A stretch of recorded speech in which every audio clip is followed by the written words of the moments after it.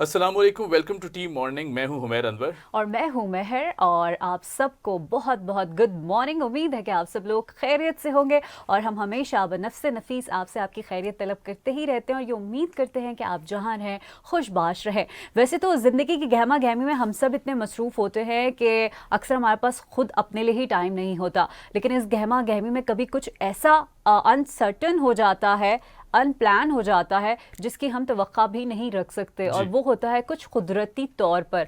जैसे कि आज बलूचिस्तान में ज़िलज़ले के शदीद झटके महसूस किए गए और रेक्टर स्केल पर इन ज़िलज़ले के झटकों की जो शिद्दत थी वो 5.9 रिकॉर्ड की गई और इसका मरकज़ हरनाई बताया गया। और मैं सुबह जी। ही सुबह अर्ली मॉर्निंग ये हादसा हुआ है वहाँ पर। इससे पहले भी माजी में 8 जी। अक्टूबर को 2008 में एक बड़ा हादसा हुआ था। 2005 में। 2005 में, जी। सॉरी, 8 अक्टूबर को ये हादसा हुआ था। लेकिन अब देखें 8 अक्टूबर और 7 अक्टूबर, जी। मतलब व्हाट अ जो कोइंसिडेंस। जब बिल्कुल। अक्टूबर का महीना आता है, यस। मैं जाहिर सी बात है उस वक्त छोटे थे हम, और हाँ। हमारी नज़रों के सामने वो कैजुअलिटीज़ हुई। बिल्कुल। और फिर मैं वहाँ गया भी, इनफैक्ट जो बाद में रेस्क्यू सर्विसेज थी या रेस्क्यू ऑर्गेनाइजेशंस थी, उनके थ्रू हम भी वहाँ पहुँचे। सही। तो इंडिविजुअल भी बहुत सारे पूरे पाकिस्तान से वहाँ गए, ताकि जो आज़ाद कश्मीर और बालाकोट में आया था, और जी जी। बहुत कैजुअलिटीज़ हुई थी, लगभग 80,000 से 87,000 के करीब एग्जैक्टली। फिगर्स आए थे जो लोग मुतासिर हुए थे। ओ यस। और इस दफ़ा भी आप देखें कि जो बलूचिस्तान में ज़ल्ज़ला आया, हरनाई का इलाका है, कोयटा में भी फील किया गया, और साथ साथ दीगर जो इलाके थे आसपास सराउंडिंग एरियाज़, बिल्कुल। उनमें भी फील किया गया, और 20 के करीब लोग जाँ बहक हुए हैं। बिल्कुल। लगभग 300 जो करीब है ना, वो हम्म। ज़ख्मी हुए हैं लोग। और बिल्कुल ये ऐसे ही है। नंबर्स हम दुआ करते हैं कि ये नंबर्स यहीं रुक जाएं, नहीं बढ़े और बढ़े यहीं ना। पे रुक और जाएं। नीचे जो मलबे के नीचे दबे हुए लोग हैं, रेस्क्यू सर्विसेज अभी जल्द जारी से हैं, जल्द उनको। जल्द से जल्द उनको निकाल लिया जाए और बिल्कुल। और सलामत इस निकाल वक्त, लिया जाए। हाँ बिल्कुल, इस वक्त जो है तमाम हॉस्पिटल्स में वहाँ पर इमरजेंसी नाफिज जी। कर दी गई है। और अगर मकानों की बात की जाए ना हुमैर, तो मुत्तादिद मकान वहाँ पर तबाह हुए जी हैं, बिल्कुल। लोग सड़कों पर आ गए हैं। और कल जिस तरह के मनाजिर दिखाए जा रहे थे वो इंतहाई दर्दनाक थे, क्योंकि कुछ लोगों को तो पता ही नहीं था कि जो सो रहे हैं वो बाहर कितने लोग हैं उनके घर के, वो बचे भी हैं या जी। नहीं। तो ये तमाम चीज़ें जो है वो आज हमने सुबह देखी, जो कि बड़ी तकलीफ दे थी। लेकिन उसके अलावा बहुत सारी हुकूमती सतह पर नए इक़दामात भी हो रहे जी। हैं। और उबैर, आपने कभी मर्दमशुमारी होते हुए देखी है? मरदमशुमारी बिल्कुल होते देखी है। हम्म। इनफैक्ट 2 मरदमशुमारी देख चुका ओके। हूँ मैं। और जो पहली मरदमशुमारी मेरी लाइफ की थी, वो तो बहुत छोटे थे, ज़्यादा अच्छा। लगभग 9-10 साल की उम्र सही। थी। तो उस टाइम भी हमें याद है कि घर घर लोग ज़रूर आते थे। लेकिन 2017 वाली जो मरदमशुमारी हाँ थी ना, हाँ। उसमें कुछ मुझे याद ठीक से पड़ता नहीं है। शायद मैं घर पे नहीं होऊंगा हम्म। या मैं कहीं बाहर होऊंगा, लेकिन कहीं आपको मुझे भूल तो याद, नहीं गए काउंट करना? हाँ, मुझे भी हमेशा ये ऐसा भी डाउट होता रहा। है ना मर्दमशुमारी में। बिल्कुल आखिर होता जो है। ये सारा मसला है वो हम्म। मर्दमशुमारी में सबसे ज्यादा है क्या? वो ये कि आपने इस इलाके को तो शुमार किया, इस इलाके के लोगों को छोड़ दिया। क्योंकि मर्दमशुमारी एक बहुत बड़ा प्रोसेस है और बहुत टाइम लेता है। जी। अगर आप इसके प्रोसेस की बात करें तो भाई पहले जो है खाना शुमारी की जाती है, फिर मर्दमशुमारी की जाती है, फिर फॉर्म फिल्स किए जाते हैं, फिर डिस्ट्रीब्यूशन का एक बड़ा बिल्कुल। प्रोसेस होता है बिल्कुल। जिससे गुजर कर हम किसी नतीजे पर पहुंचते हैं। लेकिन आज हम अच्छा, वहीं पे खड़े हुए हैं। मुझे लगता है, बिल्कुल आपने सही कहा, बिल्कुल। मुझे लगता है कि एज एन इंडिविजुअल भी कुछ हमारी जिम्मेदारियां बनती हैं। यस। हमें चाहिए कि अपनी कम्युनिटीज़ में, सोसाइटीज़ के अंदर, इनफैक्ट जो भी लीड कर रहा है उसको देख रहा है, हर एरिया बिल्कुल। का कोई ना कोई एक कमेटी होती है या जिम्मेदार लीडर्स कमेटी जिम्मेदार होती है। होते हैं। बिल्कुल। उनको चाहिए कि जब एरिया में आते हैं लोग, तो ये इंश्योर किया जाए कि ओ घर घर यस। वो जाएं और एग्जैक्टली। हर घर को काउंट करें। ओ तो यस। कुछ हमारी भी जिम्मेदारियां हैं, कुछ हुकूमती सतह पे भी जिम्मेदारियां हैं। इसी अहम मौजू को डिस्कस करने के लिए हमारे साथ मौजूद हैं, किसी तारफ़ के मोहताज नहीं, डॉक्टर फ़ारूक सत्तार साहब। आप सीनियर पॉलिटिशियन हैं और यकीनन बहुत इन डेप्थ रिसर्च रखते हैं। सर, बहुत शुक्रिया आपने वक्त निकाला। सर, सबसे पहले तो ये बताइएगा कि ये जो टाइमिंग कैसी देखते हैं मरदमशुमारी की? अब जाहिर है इलेक्शन में भी वक्त कम रह गया है, डिजिटल वोटिंग की भी बात सामने आ रही है, उसमें मरदम शुमारी की बात बीच में कर देना, फिर जाहिर है वक्त जो है वो अब इतना ज़्यादा बाकी नहीं, और जो सिस्टम है वो भी इस तरह टेस्टेड नहीं है। किस तरह देखते हैं आप मरदमशुमारी को इस सिनेरियो में? मैं समझता हूँ कि ये दिल के बहलावे के लिए एक शोशा छोड़ा गया, और ख़ास तौर पे जो सियासी जमातें जी। या मुल्क के जिन खित्तों में 2017 की मरदमशुमारी पर बड़े सीरियस संजीदा सवाल हुए, तो उनको किसी तरह कायल करने के लिए, और जो 2017 की मरदमशुमारी को जिन्होंने तस्लीम नहीं किया था, जी।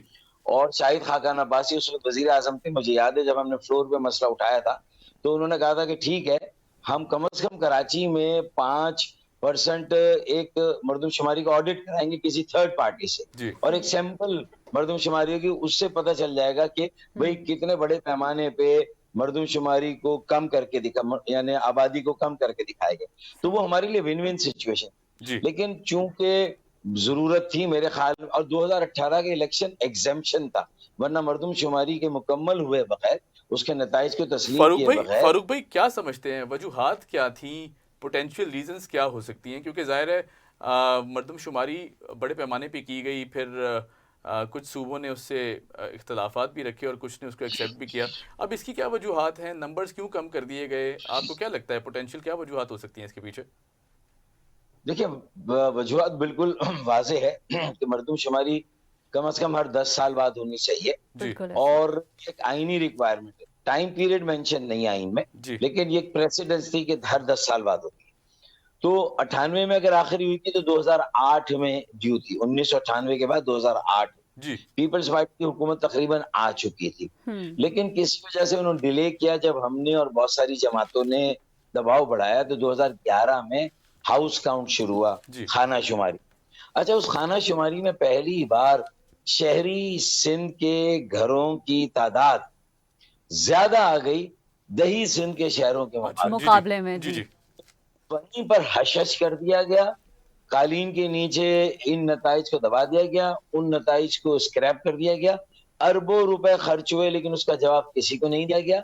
हम हुकूमत में थे, और हम जब हुकूमत से बाहर जाते और फिर वापस आते थे तो हमारा एक बड़ा एतराज इसी मर्दमशुमारी पे था जी कि बिल्कुल आपने खाना शुमारी के बाद जो है वो मर्दमशुमारी जी नहीं कराई। जी जी तो सही। फिर वो इसी तरह मान लो, फिर सुप्रीम कोर्ट ने इंटरवीन किया, तो 2016 के एंड में और फिर 2017 में मर्दमशुमारी हुई, सही और उसके प्रोविजनल नताइज आए, और सही। पार्लियामान में कहा गया कि इसको तस्लीम कर ले। 2018 में इलेक्शन हुए। तो वाज़ेह तौर पर एक मसला तो शहरी सिंध का है कि कहीं वहां की और कराची की असल आबादी सामने ना आ जाए, जी और जी असल जी आबादी आएगी, नुमाइंदगी बढ़ेगी, बिल्कुल फंड्स ऐसे ही। बढ़ेंगे। सही हो अच्छा सकता है कि शहरी सिंध का वजीर आला आ जाए किसी मौके पर आगे, तो एक बिल्कुल ऐसे। रिवायत टूट जाए कि दही सिंध से और वडेरे और जागीरदारों का ही नुमाइंदा वजीर आला बनता है। तो ये एक मौका था, और कराची किसी एक बरादरी का, एक कौमियत के लोगों का शहर नहीं है। जी बिल्कुल जी ऐसे ही यहाँ है। अगर महाजिर हैं उर्दू बोलने वाले और दीगर जबान बोलने वाले, तो पंजाबी, पख्तून, बलोच, सिंधी, सही। हजारेवाल, कश्मीरी, गिलगिती, सभी बल्टी आबाद सब हैं है। जी सभी जी बात। लेकिन इन सबका वजीर आला भी तो आ सकता था ना, बिल्कुल आ सिर्फ वो सकता वहां का था। नुमाइंदा आए। जी। हाँ अच्छा डॉक्टर साहब, जब भी हम मर्दमशुमारी के हालात देखते हैं, जब भी ये मामला सर उठाता है कि मर्दमशुमारी होगी, ये प्रोसेस आगे बढ़ता नहीं है। हर जगह से ये उंगलियां उठना शुरू हो जाती हैं कि मुत्तहिदा कौमी मूवमेंट की जानिब से तहफ़्फ़ुज़ात का इजहार किया जा रहा है, जबकि एक तरह से देखा जाए तो कराची के हक की जंग लड़ रहा है, वरना कराची को यतीम की तरह कंसिडर करके इस हब को कमज़ोर करने की कोशिश की जा रही होती है। अगर आज कौमी असम्बली में, काबीना में तहफ़्फ़ुज़ात का इजहार किया है तो वो बिल्कुल ठीक है, तो फिर उसको तस्लीम करने में इतनी क्यों मुश्किलात आ रही हैं सबके लिए? कराची तो सबका शहर है ना, रेवेन्यू जनरेट होता है यहाँ से। अगर आप कराची का नुहा पढ़ेंगी जी तो यहाँ से दारुल खिलाफा गया, अब जी उसके पीछे भी कोई ना कोई मतलब ये कॉन्स्पिरेसी थ्योरी है। जी जी इसी तरीके से अगर हम देखें कोटा सिस्टम का निफाज हुआ, तो जी उसको जिस तरीके से नाफिज किया गया किसी और सूबे में नहीं। दही और शहरी का अगर कोई फर्क है तो वो सिंध में है, बाकी सूबों में फिर क्यों नहीं है? तो ये सारी वो बातें। और फिर मर्दमशुमारी का तो हर मर्दमशुमारी में कराची जब एमकेएम नहीं थी, जब भी इतराज होता था, और ये एमकेएम के बनने की वजह में जहाँ एक कोटा सिस्टम था, जी वहां मर्दमशुमारी भी तो थी ना कि कम करके आबादी को दिखाया जाता है। तो इसका मतलब पाकिस्तान की पॉलिसी सतह पे कोई मसला है। कराची के साथ सौतेली माँ का सलूक हुआ। फिर जब जुल्फकार अली भुट्टो शहीद की हुकूमत आ गई, तो दही सिंध को किसी और तरह से अगर नवाजा जाता, उनको किसी और तरह कॉम्पनसेट किया जाता, वहाँ अच्छे स्कूल बनाए जाते, अच्छे सही तालीमी इदारे, जामियात, अच्छे अस्पताल बनाए जाते, ना कि किसी का हक मार के किसी को आप जबरदस्ती देने की बात करेंगे, तो आप खुद एक तकसीम और डिवाइड करेंगे जी लोगों और लोगों के। तो ये जो हुआ, बिल्कुल सही। गड़बड़ हुई। फिर मर्दमशुमारी में भी इसी जी जी तरह। और फिर जो दही सिंध के नुमाइंदे वो कराची के लिए इतना आवाज नहीं उठाते, फिर कराची को जो फंड्स मरकज से मिलने चाहिए वो नहीं मिलते, जी जी सूबे से मिलने चाहिए वो नहीं मिलते। तो ये सारी बातें लेकर तो एमकेएम बनी, तो एमकेएम इसलिए एतराज करती कि उसका बनना ही मर्दमशुमारी, कोटा सिस्टम, ऐसे दीगर जो नाइंसाफियां थी उसके खिलाफ आवाज उठाई थी। जी जी सही। अब ये वाली एमकेएम और उस वाली एमकेएम में फर्क है। मैं उसकी रूह हूँ, ये जिस्म है। तो जो जिस्म है उसने एक्सेप्ट कर ली, उसको तो उसने लॉलीपॉप ले ली अपने मुंह में फारूक भाई। और कहते हैं कि हाँ, अगले साल मर्दमशुमारी और इस साल बजट में भी जी जी लोगों की आंखों में धूल झोंकने के लिए पैसा रख दिया मर्दमशुमारी पे। लेकिन मेरे लिए नाकाबिले फहम है कि मुझे नहीं लगता कि ये मर्दमशुमारी अगले साल फारूक या भाई, इस साल के आखिर। जी। आपने आपने हमेशा आवाज़ उठाई, आप सुप्रीम कोर्ट तक भी गए, फिर ज़ाहिर है कैंपेन्स भी चली कि कराची को रिकाउंट किया जाए, कराची के साथ ज़्यादती हुई है, लेकिन क्या वजूहात हैं उस तरह कोई सॉलिड जो स्टेप्स आने चाहिए थे हुकूमत की तरफ से, या कोई उस पर इम्प्लीमेंटेशन होना चाहिए था, वो नहीं हुआ। फिर उसके बाद अब इस सिनेरियो में अगर देखें तो ज़ाहिर है डिजिटल वोटिंग का सिस्टम जो है वो भी बोल दिया गया है कि इलेक्शन कमीशन उसको तैयार करे, और जो अब इलेक्शन हैं वो भी इसी के तहत होंगे और नई मर्दमशुमारी के तहत होंगे। अब आप समझते हैं कि ये सारी चीज़ें जो बातें की जा रही हैं ये प्रैक्टिकली पॉसिबल हैं?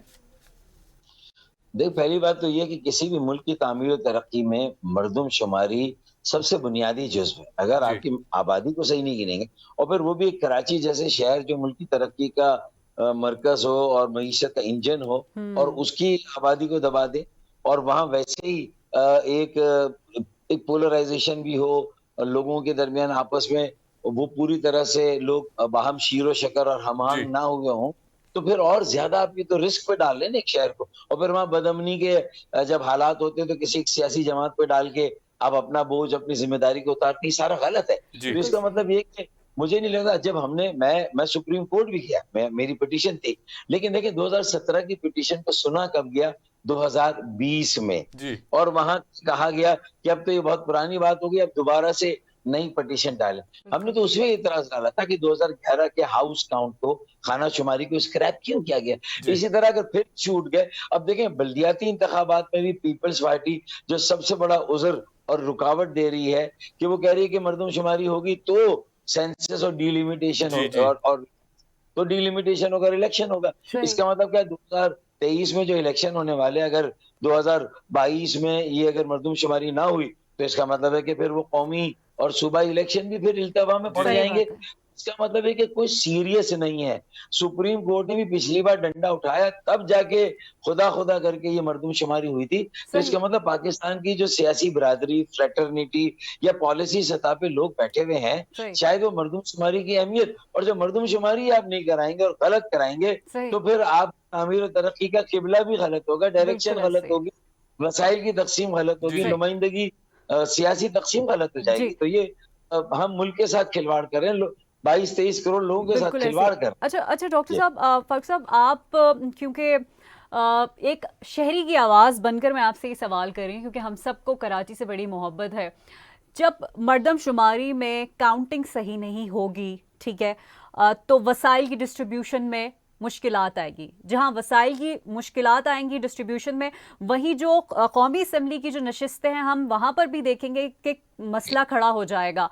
तो आखिर इस मसले का हल क्या होगा? कराची के साथ जो सलूक देखा गया है, किस तरह से कराची को अब कचरे का ढेर बना दिया गया है, ये हल कैसे निकलेगा? आप कोई तजवीज़ बताइए। 1998 में जब मर्दमशुमारी हुई थी, जी। तो हमने उस वक़्त जी इतराज़ किया था, लेकिन गवर्नर राज नाफ़िज़ हो गया था, सही। तो हमारी आवाज़ को दबा दिया गया। लेकिन इस मर्तबा 2017 में जब हमने ये मसला उठाया कौमी असेंबली में, तो उस वक़्त के वज़ीर-ए-आज़म शाहिद खाक़ान अब्बासी साहब ने हमारी बात को मान के थर्ड पार्टी ऑडिट, ये पहली बात, बहुत बड़ी कामयाबी थी। और सिर्फ़ कराची नहीं, अगर बलूचिस्तान में या कहीं सिंध के दही इलाकों में भी ये एतराज़ था, तो वहाँ पर भी सैंपल मर्दमशुमारी जाते। एक तो ये जी तरीका है। देखें, यूएनओ के पास पूरी दुनिया के इदारे हैं। वो कहते हैं कि 7वां बड़ा शहर है कराची, और उसकी आबादी किसी तरह 2.5 करोड़ से कम नहीं है।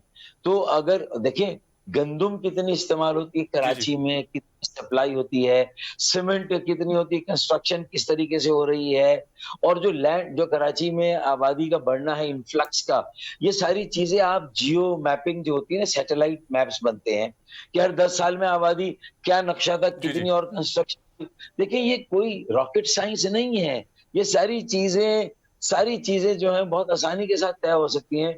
तो फिर ताज हैदर साहब, पीपल्स पार्टी के सेनेटर, उन्होंने सवाल पूछा था जी गालिब 2013 में कि कराची में कितने शनाख्ती कार्ड इशू हुए हैं, तो कहा गया 2,13,00,000 जी जी शनाख्ती कार्ड इशू। अरे अगर 2,13,00,000 सिर्फ शनाख्ती कार्ड इशू है उस वक्त 2013 में, तो इसका मतलब है ये तो एडल्ट पॉपुलेशन है ना, 18 साल बिल्कुल। से जी जी ऊपर। तो मतलब नीचे के बच्चों को गिन लें तो ये उसी वक्त 2.5 करोड़ 3 करोड़ की आबादी तो उसी वक्त हो जाती है। तो उसको भी दबा दिया गया। एक सवाल, ये नेशनल आइडेंटिटी नादरा एक कौमी इदारा है, तो अगर वो कौमी इदारे के जो आईडी कार्ड जो दिए गए कराची में, अगर जी उनकी तादाद इतनी है तो फिर उसको कैसे जस्टिफाई करेंगे? तो मेरे ख्याल में ये एक मफाद किसी का है कि किसी के मफाद को प्रोटेक्ट करने के लिए किसी की आबादी को जबरदस्ती ज्यादा और किसी की आबादी को जबरदस्ती कम किया जा रहा है। तो मैं सही समझता हूँ कि इसका नुकसान मुल्क को है, मुल्क के लोगों को, कराची वालों को तो है ही है, लेकिन ये कि जी जी आज मैं जद पे अगर हूँ तू खुशगुमा ना हो, आज मैं जद पे अगर हूँ तू खुशगुमा ना हो, चिराग सबके बुझेंगे, हवा किसी की नहीं। क्या क्या बात तो है आज बात क्या मेरे बात है। तो कल तुम्हारे घर में भी आग लगे। जी फारूक भाई बहुत खूब ये बातें यकीनन होना बहुत ज़रूरी हैं। यहाँ ये बताइएगा कि क्या इन सारी बातों को अब इस मौके पे आके करना है, क्योंकि हमारा जो असल मुद्दा है ना वो ये है कि अब वक्त कम है और ये सारी बातें की जा रही हैं, डिजिटल सिस्टम ले आएँ, ये ले आएँ, मर्दमशुमारी की जाए। क्या इलेक्शंस को डिले टैक्टिक्स भी हो सकते हैं इसमें, आप क्या समझते हैं? मुझे तो यही महसूस हो रहा है कि there is a madness behind this method. तो अगर इसके पीछे कोई किसी की कोई सोच काम कर रही तो ये अल्लाह जाने, लेकिन ये सारी बातें तो यही बता रही हैं कि फिर लफड़ा पड़ गया, जी फिर रौला पै गया मर्दमशुमारी में, फिर हाउस काउंट में गड़बड़ हो गई, फिर स्क्रैप कर दिया। तो क्या 2023 में इंतखाबात नहीं कराने? क्या हम्म। 2022 में अब बल्दियाती इंतखाबात नहीं कराने? जी और ये किसी और तरफ फिर जा रहा है।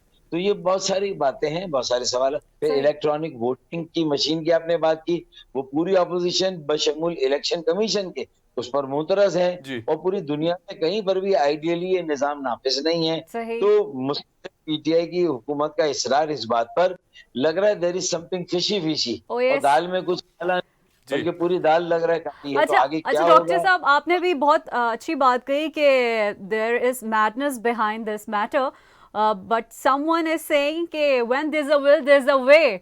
लेकिन हमने हमेशा देखा कि इस मामले में विल कहीं खो गई, विल रही मंजिल खो गई। अब हमारे यहाँ ये हम रडारलेस बोट है, जी। एक कश्ती है बेबादवान, हम्म। और 70 सालों से खुद ही अपने हाथों से कायदे आजम मोहम्मद अली जिन्ना के पाकिस्तान को खराब करते हैं। हम्म। फिर एक सियासी तहरीक उठती है जो उसको जी तलाश करने में निकल जाती है। फिर कोई तब्दीली का नारा देता है, सही। कोई और नारा देता है, रोटी कपड़ा मकान का, कोई कोई और जो है वो माशी इंसाफ की बात करता है। सही। लेकिन मैं समझता हूँ कि सबके गिरोही जमाती मफादात हावी जी हो जी जाते हैं, और हर ऐसी जमात के अंदर जो गलत लोग होते हैं उनकी लॉटरी निकल आती है। जो अच्छे लोग हैं, हर जमात में अच्छे लोग हैं, वो पीछे चले जाते हैं, उनको ओवरशैडो कर दिया जाता है। तो जी ये इससे का बड़ा नुकसान हो गया है। अब भी होश के नाखून लें, हमारे हालात इस वक्त दुनिया के हमारे लिए बहुत चैलेंजिंग है, जी और हम्म। कोविड के बाद जो खासतौर पे सूरत हाल हुई है, एक अपॉर्चुनिटी थी, उसको हम मिस कर रहे हैं।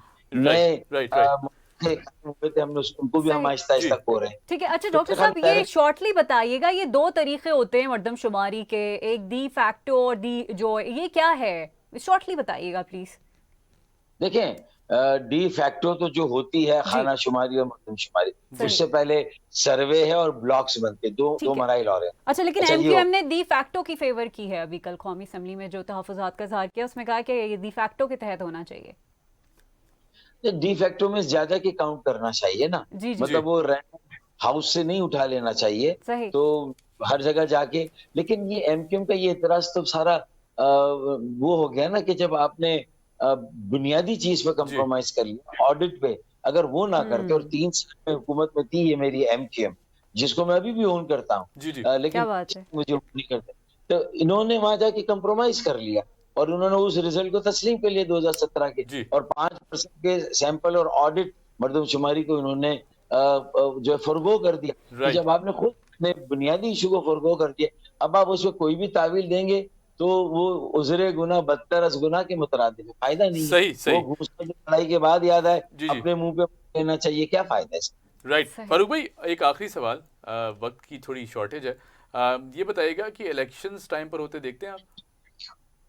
देखिए, ये तो आपके इस प्रोग्राम से भी जो बहस निकली उसमें ये बात नजर आ रही है कि अगर ये मर्दमशुमारी का रौला बीच में डाला गया जी तो ना खुदा ही मिला, ना विसाले सनम, ना मर्दमशुमारी होगी, ना फिर अल्लाह ना करे इलेक्शन भी नहीं होंगे फिर। तो इसका मतलब ये कि ये तो बहुत ही अजीब और गरीब सूरत हाल है। वन टाइम एग्जेम्पशन 2018 के लिए दी थी, 2023 के लिए भी वन टाइम सही। एग्जेम्पशन देनी जी चाहिए, 2022 के बल्दियाती इलेक्शन के लिए भी वन टाइम एग्जेम्पशन देनी चाहिए, क्योंकि ना होगा बांस ना बजेगी बांसुरी, तो बांस ही नहीं होगा तो फिर इलेक्शन कहाँ से होंगे जी सही। वोट अगर। तो ये सवाल है, बिल्कुल सही आप कह रहे हैं। सर बहुत शुक्रिया, बहुत शुक्रिया। बहुत ज़बरदस्त गुफ्तगू का सिलसिला जो है, हम चाहते थे मज़ीद बात करें इस पे, लेकिन वक्त की किल्लत की वजह से हम आगे डेफिनेटली आपको किसी और प्रोग्राम में भी इनवाइट करेंगे। बहुत शुक्रिया sir, thank you so much. और महर, जिस तरह फारूक भाई ने कहा कि मर्दमशुमारी ऐसा हसास मामला है और ज़ाहिर टाइम टेकिंग और फिर बहुत महंगा Exactly, बहुत जो है लंबा ये process सारा प्रोसेस है। इस और ये- प्रोसेस में ठीक ठाक पैसे खर्च होते हैं अच्छा, और मजे की बात जो आम इस आदमी, सिचुएशन में हाँ महर, जब मुआशी बिल्कुल, हालात ऐसे हैं ओह हमारे यस, मुल्क के, गुर्बत बिल्कुल, भी है, बहुत से डॉलर इश्यूज को कहाँ केटर जा नहीं रहा किया है, जा रहा, डॉलर कहाँ जा रहा है एग्जैक्टली। बिल्कुल तो देखना होगा कि ये किस तरह प्रैक्टिकली पॉसिबल होगा, दिखाई नहीं देता बाजार। बिल्कुल बाज़ाहिर तो दिखाई नहीं देता, लेकिन होप फॉर द बेस्ट। जिस या तरह के डेफिनेटली हमारे तमाम सियासी रहनुमा इस वक्त कह रहे हैं कि when there is a will there is a way, और ये हम तो बचपन बिल्कुल से सुनते हुए आ रहे हैं। बता हमारे जो नेक्स्ट गेस्ट हैं, हम जी। उनसे भी इस पर बात करेंगे। इस मौजू को डिस्कस करने के लिए हमें ज्वाइन किया है former secretary election commission of Pakistan Kanwar Dilshad साहब ने। सर बहुत शुक्रिया, आपने वक्त निकाला। सर सबसे पहले तो ये बताइएगा, ये मर्दमशुमारी का जो प्रोसेस है ये होता कितनी देर का है? और जाहिर सी बात है क्योंकि अब खासा वक्त जो है वो बहुत कम रह गया है और इलेक्शंस भी नज़दीक हैं, फिर डिजिटल इलेक्शंस भी होने हैं, तो ये प्रोसेस जो मर्दमशुमारी का है ये कितना टाइम लेगा? दरअसल मर्दमशुमारी का जो एक कानूनी तौर पर जो इख्तियारात हैं वो महकमा शुमारियात डिवीज़न जी के जी हवाले है।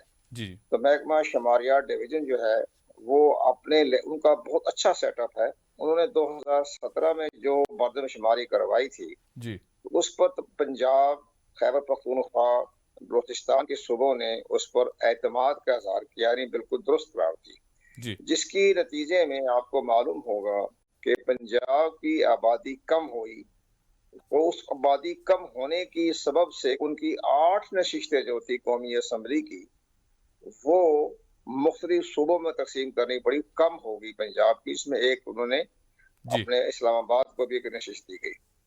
तो अब ये तो सूरत हाल बेहतर थी हमारी मर्दमशुमारी 2017 की, लेकिन कराची की सूरत हाल बड़ी गंभीर हो गई और वहाँ MQM एक बड़ी जमात है वहाँ, जी ज़ाहिर है तमाम उर्दू स्पीकिंग बोलने वालों की नुमाइंदी जमात। अच्छा, अब इसका टेक्निकल पॉइंट है, और टेक्निकल पॉइंट हमारी सियासी जमातों को भी, मीडिया को भी, और इवन हमारी सिंध हुकूमत जो थी उनको, वो भी सही मायनों में इसको नहीं तशरीह कर सकी। जी अब मसला जो था वो चला गया मुश्तरका मफादात कौंसिल में। उस वक्त शायद खाकान अब्बासी पाकिस्तान के प्राइम मिनिस्टर थे। जी ये फैसला हुआ कि चूंकि मर्दमशुमारी जो है ये मुतनाज़ा हो गई है कराची की, खास जी तौर पर हैदराबाद की भी, तो यहाँ हम 5% जो है एक अपना पार्टी से ऑडिट करवा लेते हैं पूरे पाकिस्तान में। हालांकि पंजाब का ये मुतालबा नहीं था, तो 5% की जो थे एक ऑडिट थर्ड पार्टी के एक बाकायदा एक मुश्तरका मफादात कौंसिल में ये फैसला हुआ, जी लेकिन वो सियासी तौर पर हालात के मुताबिक नजर हो गया और उस पर नहीं हुआ। MQM सुप्रीम कोर्ट चली गई और इसी तरह से जो मुस्तफा कमाल वो भी सुप्रीम कोर्ट चले गए, लेकिन वहां भी कोई सुनवाई नहीं हुई, केस अभी तक पेंडिंग है। सही अब मौजूदा बड़ा खुशायन कदम ये उठाया, अच्छी बातों की खुशायन कहना चाहिए, जहाँ जी क्रिटिसाइज है क्रिटिसाइज करें। तो उन्होंने एक कदम ये उठाया कि ठीक है जी, हमारा तो कोई ऐसा नहीं है, हम इसको दोबारा जो है इसकी मर्दमशुमारी करवा देते हैं। तो सर, पूरी लेकिन जमातों ने इस पर एतराज किया। सर यहाँ एक सवाल मैं करना चाहूँगा आपसे, क्या वक्त है हमारे पास अब बाकी, क्योंकि जो इलेक्शंस हैं वो गवर्नमेंट ये कह रही है कि मर्दमशुमारी जो नहीं होगी उसके तहत कराए जाएंगे। अब ज़ाहिर है वक्त बहुत कम है, फिर एक तरफ डिजिटल वोटिंग का भी मामला जो है वो सामने आया कि डिजिटली इस दफ़ा वोट कास्ट किए जाएंगे। अब ज़ाहिर है दोनों चीज़ों को टेस्ट करना, फिर ज़ाहिर है मर्दमशुमारी भी टाइम लेती है और फिर उस पर भी काफ़ी सारे तहफ़्फ़ुज़ात और सवालात उठते हैं। क्या वक्त आप देखते हैं कि इतना है हमारे पास कि हम ये दोनों चीज़ें साथ साथ साइमल्टेनियसली लेके चल सकते हैं? इसमें आपकी बात दुरुस्त है, हमारा भी इसमें थोड़ा सा है। हमारे ख्याल इसलिए होता है कि चले एक महकमा शुमारियात है, मर्दमशुमारी का महकमा है, जी जी उन्होंने इस चीज को कायदा उन्होंने कहा है कि हम ये 3 महीने में करवा देंगे। हम्म 3 महीने का अब तो सब काम डिजिटल हो चुका है। नादरा है, इलेक्शन कमीशन पाकिस्तान है, सबके पास डिजिटल तमाम मामलात हैं, कंप्यूटराइज हैं, सब आबादी, मोहल्ले, खाना जी हाउस की जो होगी, खाना हाउस की जो होगी, खाना शुमारी होगी, जी तो खाना शुमारी तमाम चीजें रिकॉर्ड पर मौजूद है। सही इसमें कोई ज्यादा तकलीफ मामला नहीं होगा। ये 3 महीने में करवा देंगे, इसका मुझे भी यकीन है कि 3 महीने में ये करवा देंगे। इलेक्शन कमीशन पर तो इसका ताल्लुक नहीं है, वो तो अपना एक अलग अपनी इलेक्टोरल रोल जो है वो अपडेट करता रहेगा। सही इसके बाद जब ये हल्का बंदी की मर्दमशुमारी के आने के बाद वो भी 3 महीने में हो जाएगी। अभी तो 1.5 साल का अरसा है, जी अभी जी पौने 2 साल है इलेक्शन करवाने के। तो सही ये बिल्कुल इस पर इत्मीनान रखें, ये स्टेप बाय स्टेप चलेंगे। अगर कोई सियासी धमाका ना हुआ तो ये रास्ता तरीके से मुताबिक ये करते सर जाएंगे। इसमें कोई ऐसी सियासी रुकावट नहीं। धमाके से आपकी क्या मुराद है, जरा क्लैरिफाई कीजिएगा। खुदा ने खास तरीके से देखो ना, हमारे मुल्क का कुछ पता नहीं चलता, जी किसी वक्त भी कोई ना कोई 12 अक्टूबर का वाकया भी हो सकता है, 5 जुलाई का भी हो सकता है। जी जी तो ये सारे वाकये भी हम आप बड़ी एक गैर यकीनी सूरत हाल में हम खड़े हैं ना। पूरा पाकिस्तान, ये हुकूमत की पॉलिसी है, महंगाई है, जी जी जी बेरोजगारी है, लोगों में बेचैनी है, तो किसी टाइम भी कोई ना कोई तहरीक उठ सकती है। इसमें हर मुल्क में होता है, हर सही जमहूरी मुल्क में ये तमाम मुनासबत देखी जाती है। सही। अच्छा कबर साहब, अगर हम 1998 की मर्दमशुमारी की बात करते हैं तो उस वक्त भी बहुत सारी गलतियां सामने आई और फिर हमने माजी में यही प्लानिंग, माजी को देखते हुए यही प्लानिंग आगे के लिए की कि अब वो गलतियां नहीं होंगी। आप ये फरमा रहे हैं कि 3 महीने में ये काम हो सकता है और 3 महीने में ये काम हो सकता है, इसके नताइज कैसे होंगे? क्या सब जो तहफ़्फ़ुज़ात अभी MQM कुछ नुकात पर तहफ़्फ़ुज़ात जाहिर कर रही है, क्या सब मिल बैठकर इस पर काम करेंगे या हम वही देखेंगे कि खाना जंगी है इसमें भी? मेरी भी MQM की हाई कमांड से बात हुई थी, जी जी तो मैंने कहा अगर आपको इतने ही तहफ़्फ़ुज़ात हो तो आप इस्तीफा देकर चले जाएं। तो आप ये डबल गेम क्यों खेल रहे हैं हमारे साथ? आपको तहफ़्फ़ुज़ात, आप हुकूमत में हैं, आप वजारतों में हैं, आप जी खुदा मिनिस्टर है, आपका IT मिनिस्टर है, आपका स्टेट मिनिस्टर है, तो जब आप वहाँ अपनी बात नहीं मनवा सकते तो आप इस्तीफा देकर घर चले जाएं।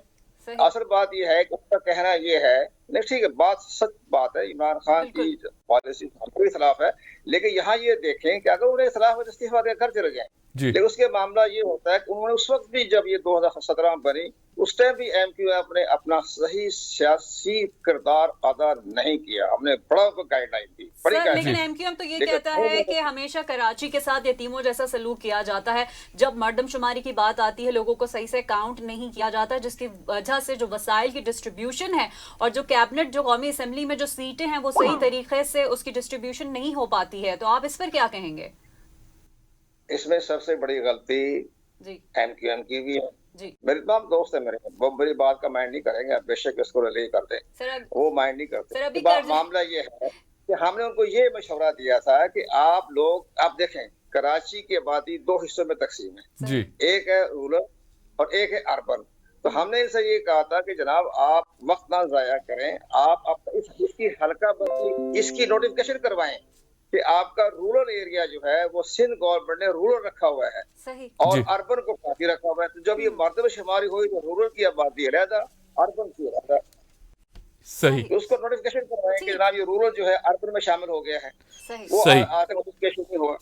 जबकि मैं आपको अर्ज करूं, शहबाज शरीफ साहब वज़ीर आला थे, तो उन्होंने बड़ी होशियारी से, तरीके से, स्ट्रेटजी, हिकमत अमली के तहत लाहौर, अपना शेखुपुरा और जो बड़ी बड़ी आबादी फैसलाबाद, जहाँ जितने भी रूरल आबादी थी उनको अर्बन में शामिल करके जी नोटिफिकेशन कर दिया। अब वहाँ कोई रूरल नहीं है लाहौर में, सही तमाम सही अर्बन है। ठीक इसी है तरह सर से 14 सीटें बन गई लाहौर की। राइट तो सर अब राइट ये सर हम ये समझ रहे थे, इन्होंने ये काम ही नहीं किया। कराची के रूरल की जो आबादी है उसको नोटिफिकेशन करवाए, उसको अर्बन में शामिल करवाएं। जब जी जी अर्बन में शामिल करवाएंगे तो मर्दमशुमारी में उनका नाम आ जाएगा। ठीक हो तो गया। वहां तो उन्होंने काम किया नहीं। ये एक बड़ा टेक्निकल बात है, रूरल अर्बन। सही जी बाकी जी सूबों ने रूरल अर्बन का नोटिफिकेशन कर दिया, लेकिन सूबा सिंध में, कराची, हैदराबाद और सखर में रूरल अर्बन का केस मौलक है, अभी तक फैसला अभी नहीं तक हुआ। सही सर सही सर। चलिए सर, बहुत शुक्रिया। और महर, जिस तरह सर ने बात की, कमर बिल्कुल। दिलशाद साहब ने, कि यकीनन पॉसिबिलिटी है और ये दोनों चीज़ें साथ साथ हो सकती हैं। मर्दमशुमारी लंबा प्रोसेस नहीं Let's है, see. 2 से 3 महीने लेते हैं और अभी टाइम खासा बाकी है, 1.5 साल का। तो उम्मीद रखनी चाहिए कि मर्दमशुमारी और डिजिटल जो वोटिंग है उसको भी टेस्ट कर लिया जाएगा और लेट्स सी कहाँ लेके जाता है टाइम पूरा। विल टेल बिल्कुल। एग्जैक्टली। लेकिन वक्त ने बहुत सारी चीज़ों को बहुत ज़्यादा क्लियर कर दिया है। जी हाँ, सिर्फ खूबसूरती स्लिम लोग नहीं होते, उनमें नहीं होती ब्यूटी, बल्कि मोटे लोग भी खूबसूरत हो सकते हैं। मेरी नज़र से अगर आप देखें तो अल्लाह की बनाई हुई हर तख्लीक, हर शय मुँह बोलता सबूत है। जी। लेकिन कभी कभी ये जो मोटापा है ये हमें बहुत ज़्यादा परेशान कर देता है, जिसकी बिल्कुल। वजह से बहुत सारी बीमारियां भी जी, हो जाती जी। हैं। तो इसको थोड़ा सा देखना होगा कि मोटा इंसान, उसकी जो क़ुव्वत मदाफ़अत का लेवल है या उसकी जो एनर्जी पावर है, वो एक जी। स्लिम स्मार्ट, जो एक स्टैंडर्ड वेट, स्टैंडर्ड उसका जो फीचर है, उसके कंपैरिजन में कितना ज़्यादा मुफीद है बिल्कुल। या कितना ज़्यादा नुकसानदेह है। डेफिनेटली, क्योंकि बिल्कुल। जो मोटापा है ये यकीनन जैसे आपने कहा बहुत सी बीमारियों को जन्म देता है बिल्कुल, exactly ऐसे ही है। और बहुत मुश्किल भी हो जाता है बाज़ औक़ात। अच्छा, लेकिन इसको वेट को बढ़ाना आसान है, हाँ। कम करना बहुत मुश्किल है और पोटेंशियल रीजंस भी बहुत सारी हैं Oh, क्योंकि yes. खाना सबसे बड़ा है। अब खाना इंसान क्या खाए, क्योंकि हर चीज़ में कार्ब्स हैं या उस तरह के अंसर शामिल हैं जो मोटापा सही। करती हैं। बहुत सोच समझ के भी खाया जाए तो भी खाने की टेबल से दूर रहना कोई आसान काम नहीं। हाँ, अच्छा, लेकिन जब अगर मैंस की बात करते हैं तो मर्द हजरात अगर किसी मोटे आदमी को देखते हैं तो वो जज नहीं करते कि ये खूबसूरत है या अच्छा नहीं है या अनहेल्दी है। लेकिन ये फैक्टर ज़्यादा ख़वातीन में होता है कि जी। अगर किसी मोटी खातून को देख लें तो वो बातें करने लगती हैं या नेगेटिव अट्रैक्शन होने लगती है। तो इस पर भी हम बात करेंगे। लेकिन हमें बिल्कुल। मोटे लोग तो मुझे बड़े क्यूट लगते हैं। हाँ, क्यूट होते हैं और बॉडी शेमिंग मेरा नहीं ख्याल होनी चाहिए। yes. लेकिन जाहिर सी बात है अगर उसको फिजिकली देखा जाए तो कम कर लेना चाहिए, कोशिश करनी चाहिए, क्योंकि बाकी जो उसके बीमारियां हैं वो नुकसान बहुत भी इससे है। जुड़ी हुई हैं और बिल्कुल। लगभग 25% अफराद जो हैं पाकिस्तान के वो मोटापे का इस प्रॉब्लम का शिकार हैं, मोटापे का शिकार हैं। हमारे साथ हमारी मुअज़्ज़िज़ मेहमान मौजूद हैं, डॉक्टर अरीज हारून। बहुत शुक्रिया आपने वक्त निकाला है। डॉक्टर साहिबा, ये बताइएगा कि ओबेसिटी 25% एक बहुत बड़ा नंबर होता है जिसमें ख़वातीन की तादाद ज़्यादा है और मर्दों की तादाद लगभग भी करीब ही है उनके। किस तरह इसको कम किया जाए, ओबेसिटी को किस तरह कम किया जाए? बहुत मुश्किल दिखाई देता है ये सारा मामला। जी, अस्सलाम वालेकुम। पहले तो बड़ा अच्छा जो है ना ये बात हम लोग करते हैं ओबेसिटी की। और जैसे अभी मैं सुन रही थी कि आप कह रहे हैं कि लोग जो है ना क्यूट भी लगते हैं और बॉडी शेमिंग नहीं होनी चाहिए। बिल्कुल नहीं होनी चाहिए। लेकिन ये चीज़ पहले आइडेंटिफाई करना कि आपकी एक अल्लाह ताला ने फिजिकल जो है ना बॉडी बनाई है, उसकी एक अपीयरेंस है, Oh, yes. उसको हम एक्सीड कर जाते हैं जी। तो वो अच्छा नहीं लगता। अल्लाह ताला को खूबसूरती पसंद है, हम देखते हैं हर चीज़ खूबसूरत बनाई है बेशक कुदरत ने। बेशक, बहुत तो अगर खूबसूरत बात है। आपको जो है किसी अपनी उस रेंज से बाहर निकलेंगे तो वो चीज़ नहीं अच्छी लगेगी। और इस चीज़ को एक्सेप्ट करना बहुत इंपॉर्टेंट। सबसे पहला पॉइंट जो है ना आपकी एक्सेप्टेंस होनी चाहिए कि हाँ कुछ गलत हो रहा है, क्योंकि आजकल ये बहुत ट्रेंड आ गया। मेरे पास जैसे पेशेंट्स आते हैं उसमें बच्चे जी। बहुत होते हैं, यंग टीनेज लड़कियां बहुत होती हैं, एंड दे डोंट एक्सेप्ट। हम कहे ना तो हम कहते हैं हम ऐसी अच्छा अच्छे हैं। डॉक्टर साहब, मज़े की बात यहाँ ये है, आपने बच्चों का जिक्र किया। अब हमारी एज ग्रुप में जब हम छोटे थे तो हमारी जो वालदा हैं, मेरी वालदा ख़ास तौर पे या बाकी मेरे दोस्तों की भी जो अम्मियाँ थी, वो तो बहुत खिला खिला के कि मेरा बच्चा खाता कुछ नहीं है, मेरा बच्चा खाता कुछ नहीं है, हाँ, खा लो, बस जबरदस्ती मुंह में ठूसा जाता था। निवाला डाल बिल्कुल, दो। निवाला डाल दो, नहीं, खिला दो और हर वक्त खिला दो। और क्यूट भी लगते हैं ना फिर जी। गपलू गपलू बच्चे बहुत। लेकिन बात वही होती है कि जब बच्चा एक्टिव है और उसकी फिजिकल ग्रोथ अच्छी ही हो रही है, हाइट वगैरह सही है बिल्कुल, जी। तो कोई ज़बरदस्ती खिलाने की ज़रूरत नहीं है। क्यूटनेस जो है ना, क्योंकि अगर आप देखें आजकल जैसे बीच में स्पेशली लास्ट ईयर जो ईयर कोविड का गुजरा है ना, जी। बैठ के बच्चों ने वेट भी गेन किए हैं और जो डायबिटीज़ का रेशो है ना वो बहुत इंक्रीज हो गया, चाइल्डहुड डायबिटीज़ का। और इंसुलिन लेवल्स जब हम चेक कराते हैं वो बहुत ज़्यादा आते हैं बच्चों में। तो उसकी रीज़न ये है कि वो बैठ के खाते रहते हैं और एक्सेप्टेंस नहीं है ना। ये एक्सेप्टेंस बहुत ज़रूरी है कि कुछ गलत हो रहा है, we are doing something against the nature. और ये अगेंस्ट द नेचर ही जाना है कि जो हम जितनी रिक्वायरमेंट उससे ज़्यादा मीठा खा लें, उससे ज़्यादा हम कार्ब्स ले लें, ये अगेंस्ट द नेचर है। और इसको कंट्रोल करना इज़ वेरी इंपॉर्टेंट। अगर ये नहीं हम करें ना तो क्या होता है कि later on in life after 30s after 40s जो है ना इश्यूज बहुत सारे होना शुरू हो जाते हैं, डेफिशिएंसीज भी ज़्यादा हो जाती है, बिकॉज आप अपनी रिक्वायरमेंट बॉडी की जो आपकी अल्लाह ताला ने बनाई हुई है, जो आपकी वेसल्स हैं, नर्व्स हैं, उसको एक्सीड कर दें। एक बिल्डिंग है, उसकी जितनी रिक्वायरमेंट होगी ना तो उतनी ही अंदर हम इंफ्रा जो जी। में स्ट्रक्चर होगा, ऊपर आप फ्लोर्स डालते रहेंगे तो उसको कहीं भी वो रिक्वायरमेंट पूरी नहीं कर सकेंगे। बिल्कुल। अच्छा अरीज, ये कॉन्सेप्ट है, स्पेशली हमारे घर की जो माएँ हैं ना, वो बहुत ज्यादा लाड प्यार दुलार करती है, वो कहती नहीं बेटा तुमको ये खाना है। अच्छा छोटे बच्चे लगते भी क्यूट है, मोटे अगर हो जाए तो गबलू बबलू से अच्छे लगते हैं, लेकिन मैंने ये नोट की है बात, बल्कि एक मुशाहिदा भी इस पर है कि ज्यादा खाने से आपका जो ब्रेन है वो भी ज्यादा एक्टिव नहीं रहता, उसका असर आपकी बॉडी पे पड़ता है, तो बच्चों की जो मेंटल हेल्थ है वो भी कम हो जाती है, यानी वो उनका जो इंटेलिजेंट एक लेवल होता है वो भी डिक्रीज हो जाता है। Is it true? देखो ज्यादा खाना क्या खा रहे हैं, क्योंकि हमारे जब ज्यादा खाते हैं ना हम लोग गलत चीज ज्यादा जंक खाते हैं। फूड, तो जंक फूड जो है वो हमारी रिक्वायरमेंट नहीं है, उसमें न्यूट्रिशनल डेफिशिएंसीज हो जाती हैं। बिकॉज अब अपना बच्चा भी जैसे कोई खा रहा चीज तो वो पेट किस चीज से भरेगा, चिप्स, चॉकलेट्स, बर्गर, पिज्जा, उसमें न्यूट्रिशनल डेफिशिएंसीज बहुत हो जाती है, क्योंकि न्यूट्रिशन किस में है, फ्रेश फ्रूट्स में है, वेजिटेबल्स में है, मीट में है, डेयरी में है। तो वो चीजें, ये वाली चीजें तो खा नहीं रहा, गलत चीजें खा रहे हैं, जंक फूड खा रहे हैं। और फिर जब हम ये चीजें खाते हैं जिसमें शुगरी कंटेंट ज्यादा हो। डॉक्टर साहबा जी, एक मेरा हमेशा सवाल रहता है, ये जो पिज्जा है मुझे बहुत पसंद है, पिज्जा जो है ये जंक फूड में कैसे आता है? भाई वही सारे इंग्रेडिएंट्स हैं, सब्जियां हैं, उसमें नहीं तो प्रोटीन आप भी है, बच्चों को तो भी है, ये मैं ना पूछ रहा हूँ। ये बच्चों को अरीज ये डाइवर्ट कर रहे हैं पिज्जा की तरफ और ज्यादा। ये मेरे पास ना एक पेशेंट ने एक्चुअली पूछा था कि डॉक्टर अरीज आपने मुझे ब्राउन ब्रेड अलाउ की हुई और चिकन अलाउ किया हुआ है, हाँ। तो डेयरी भी अलाउ किया हुआ, तो मैं पिज्जा क्यों नहीं खा सकती? तो उसकी रीजन ये कि जो पिज्जा की डो है वो वाइट रिफाइंड बिल्कुल जो है मैदा उससे बनती है। जितने रिफाइंड कार्ब्स होते हैं दे आर अनहेल्दी। जितना आप कॉम्प्लेक्स कार्ब्स में जाएंगे, यानी कि जैसे आप होल व्हीट्स ले लें, मल्टीग्रेन्स ले लें, जितने कॉम्प्लेक्स कार्ब्स होंगे, दलिया होगा, वो आपको फिलिंग कराएंगे एंड दे आर हेल्दी। और जो रिफाइंड कार्ब्स हैं, जितनी सफेद होती जाएगी चीज वो उतनी आपके लिए अनहेल्दी होती जाएगी, और वो आपकी इंसुलिन स्पाइक्स कराएंगी। तो आपकी एपेटाइट बढ़ेगी, पिज्जा का एक स्लाइस खाया, आधे घंटे बाद दोबारा भूख लग जाएगी, फिर आप कुछ और खा लेंगे। तो उसको कंट्रोल करने के लिए इट्स बेटर कि you should have complex carbs, और उसमें पिज्जा नहीं आता। आप हेल्दी वर्जन ऑफ पिज्जा खुद बनाना चाहे तो बना सकते हैं। यानी ब्राउन ब्रेड के साथ पिज्जा खाया जा सकता है। ब्राउन ब्रेड के ऊपर आप पिज्जा की सॉस लगा के खाएं, आप खा लें, आपको अलाउ है।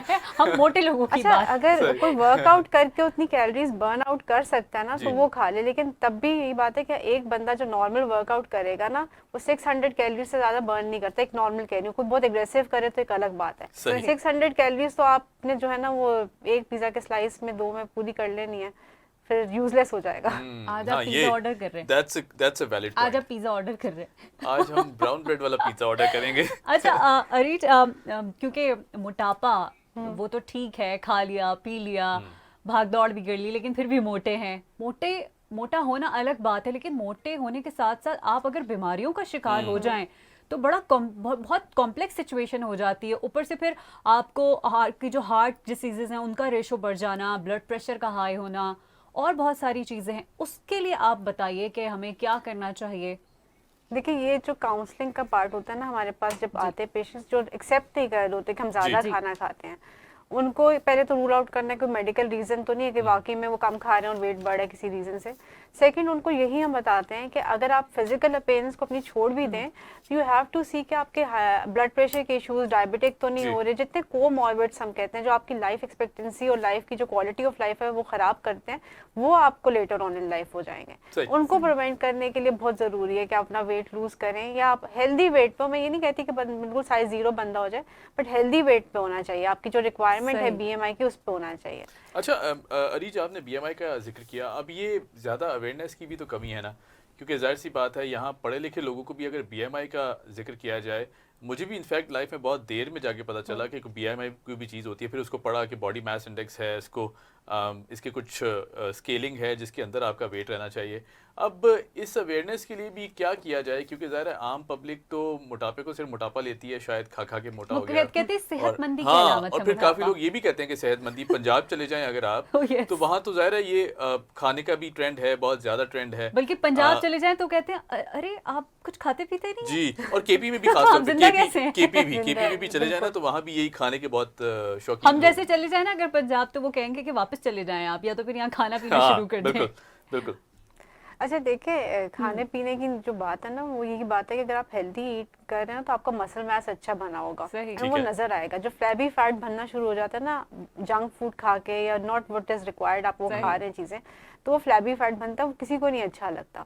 तो वो तो हमने हर हाल में अवॉइड करना है। BMI जो है अब तो खैर बहुत अवेयरनेस हो गई है, मेरे पास काफी क्लाइंट्स आते हैं जिनको पहले से पता होता है कि हमारा हम BMI से ज्यादा है, एक्सीड कर जी। रहे हैं, या बिलो BMI भी आते हैं, अंडर वेट भी आते हैं। तो वो अब तो काफी अवेयरनेस है। लेकिन जिनको अवेयरनेस नहीं, उनके लिए सिंपल है कि अगर आपको अपना आप देख के देखे, एक अंदर से जो है ना सबको पता होता है, बाहर हम जो मर्जी प्रेजेंट कर लें, अंदर जब आप अपने मिरर के सामने खड़े होते हैं ना तो उनको पता होता है कि हम अच्छे नहीं लग जी। रहे, या हमारी ख्वाहिश है कि हम इस ड्रेस में फिट आ जाए।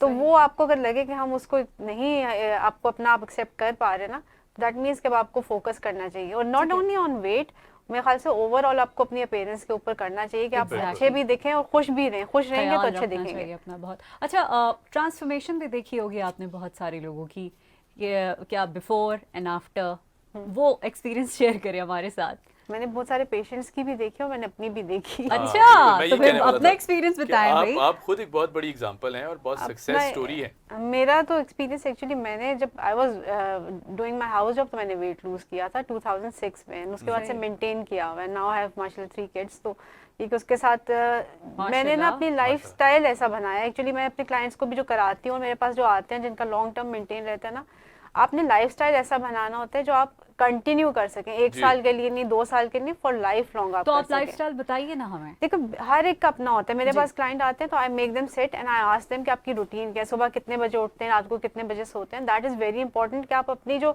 नॉर्मल रूटीन है ना उसे हट के कुछ ना करें। जैसे कीटो का बहुत फैशन चला था, तो रुझान। आई डोंट एडवाइज कि कीटो आप करें, क्योंकि कीटो इज नॉट कि हम हमारे तो शादियों पे बिरयानी है, कोरमा है, नान भी खाना है, तो आप कीटो कैसे करेंगे? तो कीटो इज नॉट कि हमारे फिट हो सके। डॉक्टर साहिबा, कुछ इस तरह के केसेस भी सामने आए मेरे दोस्तों में भी और मेरे आसपास के लोगों में भी कि उन्होंने कीटो डाइट ली और फिर जब उन्होंने रोका उसको 2-3 महीने के बाद, तो बिल्कुल फिर वैसे ही और हुए। गेन रैपिड, किया बहुत weight को। रैपिड वेट गेन होता है, क्योंकि कीटो में आप बिल्कुल कार्ब्स बंद कर देते हैं, तो आपकी जो पेनक्रियाज है ना उसमें इंसुलिन बहुत स्लोली बहुत my डिक्रीज हो जाती है। अच्छा। And the moment you start eating carbs, तो क्या होता है कि वो एक सर्ज आता है कि इंसुलिन रिलीज होती है, और वो जो खाना आपने आधे घंटे में डाइजेस्ट करना था या कुछ होना था, वो 10 मिनट्स के अंदर हो जाता है। तो फिर इंक्रीज आपकी एपेटाइट होती है, आप ज्यादा खा लेते हैं। क्या बात है। सही, और हम सही। लोग जो है, हम लोग का रुझान होता है कि हम जो है Rapid, रैपिड खा ले, हाँ। पिज्जा मंगा लें, बर्गर मंगा लें, और हम हाँ, जो समझते हैं कि हल्की-फुल्की हमने भूख होती हमारा है। पेट भर गया तो बस सब कुछ सही है, हाँ। लेकिन हमें नहीं मालूम कि हम जो खा रहे हैं वो हमारे लिए करामत भी है कि नहीं। एक्चुअली सारा रोल जो है ना आपकी, मेरे ख्याल से ज़बान को इंसान कंट्रोल कर लेना तो इखलाक भी अच्छा हो जाता है और वजन भी बोलने कम हो में, जाता खाने में। है। दोनों में। दोनों में ये बहुत अच्छी माय बात थी। God, thank you so much. Thank you so much doctor साहिबा, बहुत शुक्रिया बहुत आपका। जबरदस्त आपने कहा कि जबरदस्त। जबान को कंट्रोल करनी चाहिए। जबान ही जाहिर सी बात है बात भी करती है और जायके भी देखिए जबान अभी ही आपने देती है। खुद ही कहा था पिज्जा पसंद है, आज आप ऑर्डर कर रहे हैं। पिज्जा तो बस मैंने ये डन बिल्कुल हो नहीं गया। खा रहा, ओबेसिटी को सोच के परेशानी ये होती है। नहीं जी, कि डन हो गया। आपको पहले फिर जबान को संभालना चाहिए था। आपने बिल्कुल जी, ठीक लाल है। आटे का पिज्जा, लाल आटे का पिज्जा, हमें फरमाइश आई है कि लाल आटे का पिज्जा बनाया जाए। चलिए जी, अब नेक्स्ट स्टोरी की जाने बढ़ा जाए। महक, आपको पॉलिटिक्स का शौक है, ज्वाइन करने का शौक है, बहुत ज्यादा। तो आप ज्वाइन क्यों नहीं कर हाँ, रहे लेकिन हैं? ऐसी पॉलिटिक्स जिसमें नौजवानों की कारकर्दगी को सराहा जाए और उनको उतनी ही जगह दी जाए जितनी कि किसी सीनियर को दी जाती है। सही। अच्छा, ये जो सियासत का जब जिक्र आता है ना, तो ये जहन में पॉलिटिशियन जो आते हैं, सियासतदान का जो एक वो आता है ना कॉन्सेप्ट, वो आता है यकीनन बहुत एज ज़्यादा होगी, Exactly, हाँ। फिर सीनियरिटी Senior लेवल भी उस होंगे, तरह होंगे, experienced होंगे। लेकिन अब जो सियासत है ना उसमें फ्रेश ब्लड का आना बहुत ज़रूरी है।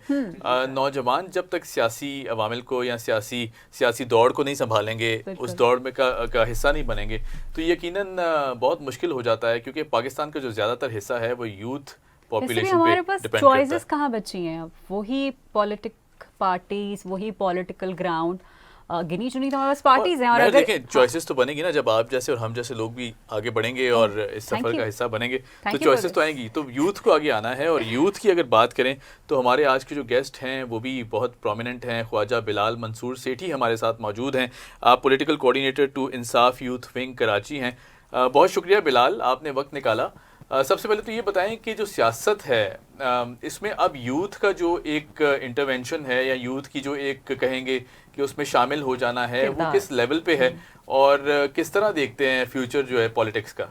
पहले तो उमेर, थैंक यू वेरी मच, आपने आज मुझे मौका दिया, आपकी टीम ने मुझे मौका दिया कि मैं आपके चैनल पे आऊँ, देखें, यूथ का रोल जो है वो इंटरनेशनली भी अगर आप देखें और आप लोकली भी देखें तो वो पॉलिटिक्स के अंदर अब बहुत बढ़ता जा रहा है। आप दुनिया में बेशतर अगर डेवलप मुल्कों को देखें तो उनके वजीर आज़म अब नौजवान वजीर आज़म है, उस एज के वजीर आज़म नहीं है जो आपको हमारे यहाँ मिलते हैं। तो नौजवानों का रोल जो है वो बहुत बढ़ता भी जा रहा है और इसकी बहुत ज़्यादा ज़रूरत इसलिए भी है कि आने वाला कल जो है वो नौजवानों का है। नौजवान उसको ज़्यादा बेहतर समझ सकते हैं क्योंकि जिसके ऊपर जो तकलीफ गुजर रही होती है वो उसको बेहतरी से समझ सकता है। उसके बाद एक्सपोजर, उसके बाद एजुकेशन। विद टाइम जैसे जैसे चीज़ें डेवलप होती जा रही हैं वैसे वैसे आपको मॉडर्नाइजेशन और वैसे वैसे पॉलिटिक्स के अंदर भी आपको नए चेंजेस लाने की ज़रूरत है। और वही विजन जो है इमरान खान साहब जो हैं आपके लेके चल रहे हैं यहाँ पर पाकिस्तान में नौजवानों को आगे ला के। अच्छा, आपने नौजवानों का जिक्र किया, यकीनन आगे आना चाहिए।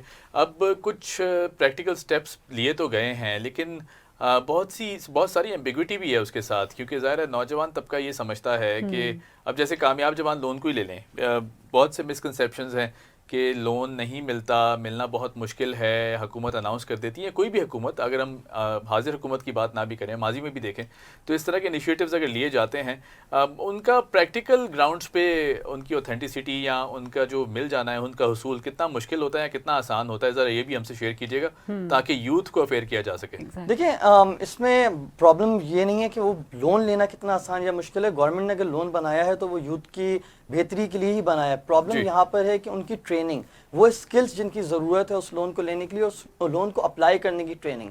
हमारे यहाँ पाकिस्तान में स्किल ट्रेनिंग जो है, स्किल बेस्ड ट्रेनिंग जो है, उसका फुकदान आज से नहीं पिछले 70 साल से रहा है। हमने कभी भी अपनी यूथ को स्ट्रीट ट्रेन करने की या स्ट्रीट स्मार्ट बनाने की कोशिश नहीं की, जिसकी वजह से हमारी यूथ जो है वो इन चीज़ों से हमेशा दूर रहती है, हमेशा पीछे रह जाती है, इन चीज़ों को यूटिलाइज नहीं कर सकती। तो सिस्टम मुश्किल नहीं है, सिस्टम की जो इम्प्लीमेंटेशन है उसके लिए, क्योंकि आप जानते हैं कि हमने पिछले 70 साल के अंदर पाकिस्तान में तालीम का क्या हाल किया है, स्किल मैनेजमेंट का क्या हाल किया है, तो उसकी ट्रेनिंग की हमें बहुत शदीद ज़रूरत है यहाँ पर। सही। अच्छा बिलाल, क्योंकि ये यूथ की बात हो रही है यहाँ पर, आपको बहुत सारे लोग नौजवान इस वक्त देख रहे होंगे, आपके विंग में शामिल होने के लिए क्या करना पड़ेगा और आप लोग नौजवानों के लिए क्या करें जिनका एक्सपोजर नहीं है, जिनके पास सोच तो है लेकिन वसाइल नहीं है, ज़रिया नहीं है, उन्हें पता नहीं है जाना कहाँ है? देखें, पहली बात तो ये है कि हमारा यूथ विंग ज्वाइन करने के लिए आपको सबसे पहले एक साफ नीयत रखनी पड़ेगी कि आप पाकिस्तान के लिए काम करना चाहते हैं। हमारा यूथ विंग जो है वो एक वो प्लेटफॉर्म नहीं है जो सिर्फ आपको सियासत में आगे ला के आपको मौका दे दे कि आप जो करना चाहो करो। तो यूथ विंग को ज्वाइन करने का कोई मुश्किल तरीका नहीं है। आप इंसाफ यूथ सेक्रेटरीट पे आ सकते हैं, कभी भी वहाँ पर आएँ, आप इंटरव्यू दें, हमारे साथ काम करें। और ये है डिस्ट्रिक्ट सेंट्रल नॉर्थ नाजिबाबाद में, हैदरी मार्केट के बिल्कुल सामने, 5 स्टार चुरंगी के करीब। आप वहाँ पर कभी भी आ सकते हैं, कभी भी आके वहाँ पर अप्लाई करें और हमसे मिलके वहाँ पर काम करें, क्योंकि देखें हमें भी ज़रूरत है कि नौजवान जो हैं वो आगे आएँ और आगे आके अपनी परेशानियाँ जो हैं उनको हल करने में हमारी मदद करें। बिलाल, बहुत खूब। बिलाल, ये बताइएगा कि अगर यूथ की बात करें ना, बहुत डिवाइडेड है, सोच में भी बहुत तजाद है, क्योंकि ज़ाहिर है जो काम करना चाहते हैं उनका कोई विजन उस तरह नहीं इम्प्लीमेंट कर सकते, वो उसको नहीं ला सकते, फाइनेंशियल मसाइल भी आ जाते हैं, फिर और बहुत से मसाइल हैं, डॉक्यूमेंटेशन के बहुत मसाइल हैं। कोई कारोबार शुरू भी कर लेता है अगर अपना, तो फिर उसे डॉक्यूमेंटेशन प्रोसेस का भी नहीं पता। आपने अवेयरनेस की बात की। अब 2 तरह के लोग हैं, जो लोग घर शर्माते हैं, घबराते हैं, घरों से निकलते हुए काम नहीं करते, कोई स्टेप्स नहीं लेते, उनको किस तरह मोटिवेट किया जाए, बाहर निकाला जाए, फिर इस तरह का कोई सिस्टम भी इम्प्लीमेंट किया जाए कि कुछ कैंपेन आप लोगों ने शुरू उनको पढ़ा सकें, लिखा सकें या बेहतर बना सकें? देखें, असल प्रॉब्लम ये है कि हमारी यूथ को पिछले चंद सालों में बहुत डिस्करेज किया गया है, उनको वो मौके नहीं दिए गए, जिसकी वजह से उनका कॉन्फिडेंस जो है वो ख़त्म हो गया है। तो इसीलिए हम जो अब इंसाफ यूथ सेक्रेटरीट के थ्रू जो हम लोग प्रोग्राम्स लेके आ रहे हैं, जो चीज़ें लेके आ रहे हैं, उसमें यही चीज़ें हैं सारी कि आपकी यूथ को कैसे एक्सपोजर दिया जाए, कैसे उनको कॉन्फिडेंट किया जाए। तो जब इंशाल्लाह वो यूथ आपकी कॉन्फिडेंट होगी, वो बाहर निकलेगी, आएगी, लोगों में बैठेगी, उसके बाद जो भी ये स्कीम्स हैं, इन स्कीम्स के ऊपर जैसे मैंने आपको बताया कि हम ट्रेनिंग्स दे रहे हैं इंसाफ यूथ सेक्रेटरीट के अंदर, तो वो आपकी यूथ के लिए उन चीज़ों को यूटिलाइज करना बहुत आसान कर देगा। सही। तो आगे उन ट्रेनिंग्स का आगे क्या फ़ायदा हो सकता है? देखें, जैसे कि मैंने पहले बात की कि हमारे यहाँ पिछले कुछ सालों में जो है हमारे यहाँ यूथ को स्किल्स जो थी वो सही तरीके से दी नहीं गई। तो ये जो ट्रेनिंग्स हैं, अब हम इंडस्ट्रीज़ में अगर बैठते हैं तो इंडस्ट्रीज़ में हमें बहुत सारी बार ऐसा होता है कि हम बहुत सारे हमारे पास मास्टर्स बच्चे आते हैं या PhD आते हैं या ग्रेजुएट आते हैं, लेकिन उनके पास वो एक्सपोजर, वो स्किल नहीं होता कि वो उस मेन इंडस्ट्री के अंदर काम कर सकें, और इसलिए वो आपकी वर्कफोर्स से बाहर रह जाते हैं। तो जो हम स्किल ट्रेनिंग वहाँ पर दे रहे हैं या दूसरी ट्रेनिंग्स देने का हम वहाँ पर प्लान कर रहे हैं, उनका मेन रीज़न ही ये है, एक तो जो फैसिलिटीज़ हुकूमत पाकिस्तान प्राइम मिनिस्टर इमरान खान की क़यादत के नीचे देना चाहते हैं यूथ को, उनको वो सही तरह यूटिलाइज कर सकें, और दूसरी बात आपकी मेन वर्क फोर्स के अंदर आ सकें, आपकी मेन पॉलिटिकल फोर्स के अंदर आ सकें, तो ये यूथ की ओवरऑल ग्रूमिंग का एक जरिया बनेगा इंशाल्लाह। अच्छा बिलाल, यूथ की आपने बात की, एज ग्रुप भी डिफाइन कीजिएगा ना थोड़ा सा, क्योंकि ज़ाहिर है फिर बच्चे जो हैं वो ख़ास तौर पे इस चीज़ को कभी कभी गलत भी ले लेते हैं कि फ़ौरन प्रैक्टिकल लाइफ में जाना है, पढ़ाई डिस्टर्ब ना करें अपनी। एज ग्रुप भी बताएं कि आइडियल एज जो है ना वो इस तरफ आने की जो आना चाहते हैं वो कौन सी होनी चाहिए? जी, तो इसकी एज जो है वो 31 साल है। आप 31 साल की उम्र तक यूथ फोर्स को जो है ज्वाइन कर सकते हैं, और डिफरेंट एज सेक्टर्स में आप आके डिफरेंट एज ग्रुप्स के लोग जो हैं वो डिफरेंट किस्म की ट्रेनिंग ले सकते हैं। तो इट स्टार्ट्स फ्रॉम आइडली जो है आप अपनी 9th ग्रेड के बाद जो है मैं बोलूँगा कि आप इस सिस्टम को ज्वाइन कर सकते हैं। सही सही, ठीक। अच्छा, यहाँ ये भी बताइएगा कि यूथ विंग की हमने बात की डेफिनेटली, अब सियासी मैदान क्योंकि अब सजने वाले हैं, गर्मा गर्मी होने वाली है, किस तरह देखते हैं पाकिस्तान का जो सियासी फ्यूचर है वो किस तरफ जाता दिखाई देता है? क्योंकि अभी तक तो मुआशी बहरान भी बहुत बड़ा सामने खड़ा है और आने वाले जो साल हैं वो भी बहुत क्रूशल होते हैं। देखें, पाकिस्तान जो है वो आप देख रहे हैं कि डेवलपमेंट की तरफ अब कामज़न है। इंटरनेशनल इन्वेस्टमेंट इधर आ रही है, इंटरनेशनल प्रोजेक्ट इधर आ रहे हैं। CPEC जिसको बहुत तनकीद का निशाना बनाया जाता है, वो पाकिस्तान के लिए इंशाल्लाह एक बहुत अच्छा प्रोजेक्ट होगा। उसके अलावा आप अगर देखें तो टेलीकम्युनिकेशन इंडस्ट्री जो है उसका यूनिट लगाया जा रहा है इस्लामाबाद के अंदर। आपके जो इन्वेस्टर्स हैं वो अब पाकिस्तान का रुख कर रहे हैं आके, तो इंशाल्लाह पाकिस्तान का जो पॉलिटिकल फ्यूचर और इकनॉमिकल फ्यूचर है वो दोनों जो है वो बहुत ब्राइट है। और जैसे कि आप देख रहे हैं कि अब आपकी नौजवान जो हैं उनको मौका मिला है, क्योंकि पॉलिटिकल ग्राउंड्स जो हैं वो पाकिस्तान के साफ हो चुके हैं अब, तो उन ग्राउंड्स में उनको जब आगे आने का मौका मिलेगा तो इंशाल्लाह ताला जो आपकी डेवलपमेंट्स हैं वो बहुत तेज़ी से आगे आएंगी, क्योंकि नौजवान जो है वो ये बात अब समझता है कि आगे आने वाला दौर जो है उनका है। अगर कोई भी तकलीफ होगी या कोई भी अगर बेटरमेंट होगी पाकिस्तान की तरफ, तो उसका खमियाजा या उसका फ़ायदा जो है वो नौजवानों को ही होगा। बहुत शुक्रिया बिलाल, आपने हमें ज्वाइन किया, और यकीनन हम आपको बहुत सारी विशेज़ देते हैं और हम चाहते हैं कि बिलाल आप ये सफ़र जारी रखें और ऐवानों तक जो है वो आपका सफ़र जो है वो आगे बढ़ता रहे और हम आपको किसी दिन वहाँ भी देखें। बहुत शुक्रिया, थैंक यू सो मच। और महर, यंग पाकिस्तान का जो ख्वाब है और हुकूमत डेफिनेटली उस पर बहुत काम कर रही है, और यंग पाकिस्तान होना भी चाहिए, क्योंकि ज़्यादातर जो हिस्सा है वो यूथ पर मबनी है, और यूथ ही किसी मुल्क का जो है वो फ्यूचर होती है, उसे आगे लेके जा सकती है। जाहिर सी बात है, यंग पॉपुलेशन होना खुद एक वैल्यू एडिशन है। एग्जैक्टली, और जैसे कि क़ायद आज़म मोहम्मद अली जिन्ना ने भी कहा कि आइंदा आने वाली दौर जो है वो नौजवान नस्ल ही संभालेगी। तो wish you all the best. इसी के साथ मुझे और हुमैर को दीजिए इजाज़त, आपसे अगले हफ्ते फिर मुलाकात होगी, तब तक अपना रखिए बहुत सारा ख्याल। खुदा हाफ़िज़।